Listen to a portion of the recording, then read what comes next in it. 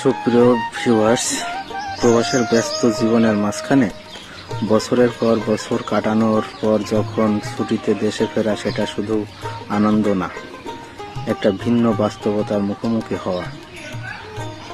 বিশেষ করে একজন মধ্যবিত্ত পরিবারের সন্তান হলে সেই বাস্তবতা আরো গভীরভাবে ধরা দেয়।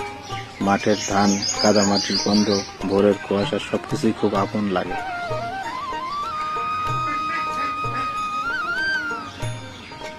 এই সৌন্দর্যের আড়ালে লুকিয়ে থাকে অনেক না বলা কথা।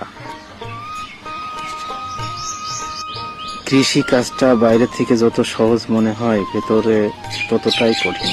রোদে পুড়ে, বৃষ্টিতে ভিজে, দিন শেষে হিসাব মেলে না।